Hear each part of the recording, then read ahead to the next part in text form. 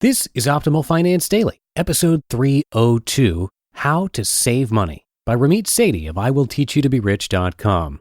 And hi again, everyone. I'm Dan, your narrator here on Optimal Finance Daily. I am here each Monday through Friday, and I read to you from some of the best personal finance blogs on the planet. It's just like an audiobook, only shorter and free.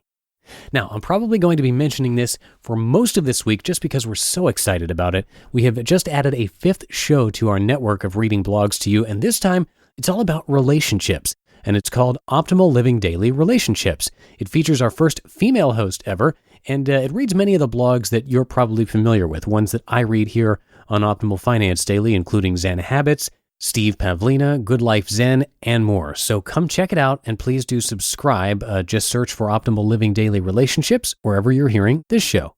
But for now, let's hear today's post as we optimize your life. How to Save Money by Ramit Sethi of IWillTeachYouToBeRich.com. These are actual real articles that someone wrote about how to save money, I swear. Cheaper than cheap tip of the week number 3. Separate your 2-ply toilet paper. Number 14, take short showers. Number 65, cut your own hair. Not here. If frugality is what you're after, please go back to 2 hours of carefully separating toilet paper by hand to save $1.42 a week. If you don't want to be that person, today I want to show you how to actually save money in the real world. First, here's my promise to you. No crazy ultra frugality tips. They don't work, and I'll show you why. No guilt. You can save money painlessly and stick to it. No vague advice. Instead of pay less for cable, I'll show you the exact scripts to use to negotiate bills. Real savings. We'll be talking in terms of saving hundreds, usually thousands of dollars, not $1.42 a week.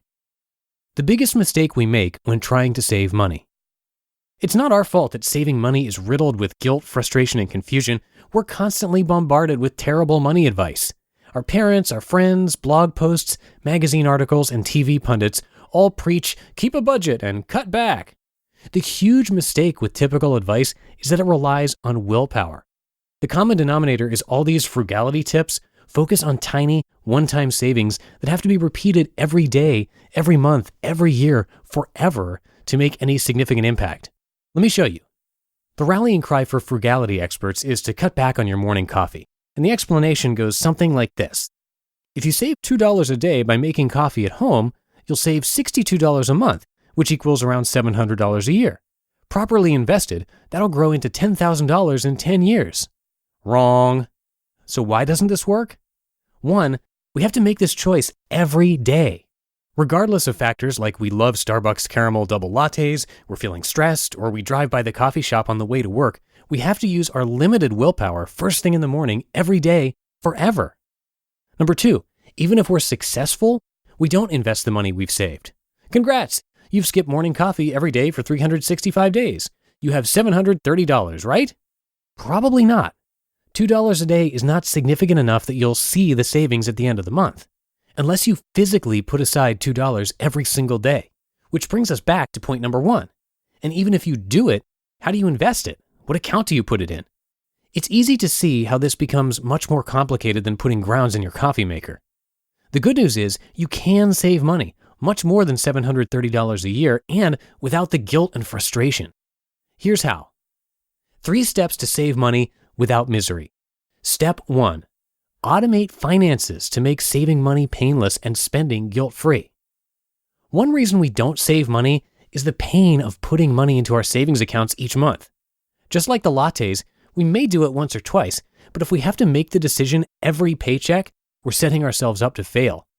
That's why automated finances work so well. By setting up a bulletproof personal finance system, you can start to dominate your finances by having your system passively do the right thing for you. It will help you automatically manage your money guilt-free for years to come. Bills, payments, and savings will be automated, leaving you to focus on the things that really matter. And since the system is so flexible, you can tweak it to your specific situation. Then, you know exactly what you have left to spend guilt-free each month. $5 latte? Sure. A round of drinks with your friends? Absolutely. Step 2. Negotiate your bills one time. Save money every month. Once you have your savings automatically set up, let's filter more money into that account. Instead of cutting back on the things we love, we can save money on the things we hate paying for. For example, you can negotiate your cell phone, car insurance, credit card interest, and bank fees. A one-time 5-minute call can save you every month. If you save just $25 on your cell phone bill per month, very reasonable, you'll cover half your morning lattes and no willpower needed. Step 3. Focus on the big wins, not minutia.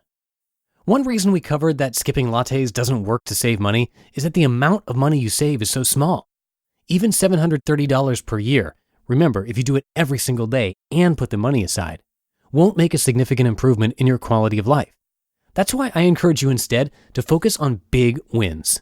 Big wins are the 5 to 7 actions that can significantly impact your income and your life, such as making money on the side, investing early, and negotiating a raise. The beautiful part about big wins is you do the work up front, and they pay rewards for the rest of your life. For example, one $5,000 salary negotiation in your 20s can be worth over $1 million over your lifetime. How many lattes is that worth? The 7 big wins that can make you money for the rest of your life. 1. Automate your finances. 2. Start investing early. 3. Improve your credit score. 4. Land your dream job. 5. Negotiate a raise. 6. Make money on the side. And 7. Negotiate your rent. So next time you hear the same old tired advice on saving money, like keeping a budget or cutting back on $2 lattes, ask yourself, has that really worked for the millions of people who've tried it? Are they really not trying hard enough, or is there perhaps a systemic problem urging people to waste their limited willpower on near meaningless tasks with little reward? Should we instead focus on high leverage areas that will result in massive payoffs? Put another way, how can we focus on using big wins so that we have an edge in life and get on with doing the things we truly love? You just listened to the post titled, How to Save Money by Ramit Sethi of IWillTeachYouToBeRich.com. And by the way, Ramit has a bunch of videos and links that expand on a lot of these thoughts, and you can find this original article linked in this episode's description and at oldpodcast.com. Now, before you go and listen to another podcast today, have you checked out our brand new podcast that narrates relationship blogs for you? It just launched yesterday, and we'd love it if you could check it out and subscribe. It's another way to get even more free content read to you each weekday, and it's our first female host of a show here on our network, a very nice change of pace. So come check it out. Just search for Optimal Living Daily Relationships, and it should pop up wherever you listen to podcasts. And don't forget to subscribe. That'll do it for today's episode, and I will be back tomorrow with a post from J Money. So stay tuned for that on Wednesday, where your optimal life awaits. Hello, Life Optimizer. This is Justin Malik, creator and producer of this podcast, but also Optimal Living Daily, the show where I read to you from even more blogs covering finance, productivity, minimalism, personal development, and more from incredible bloggers like Derek Sivers, Zen Habits, Mark and Angel, The Minimalists, and all the ones you hear on this show too. So if you enjoyed today's episode and like taking amazing blogs on the go, come on over to Optimal Living Daily and subscribe to that one too. And together, we'll start optimizing your life.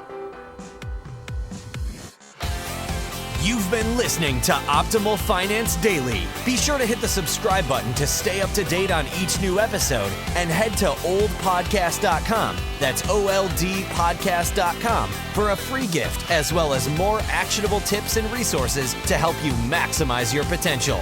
Thanks for joining us, and remember, your optimal life awaits.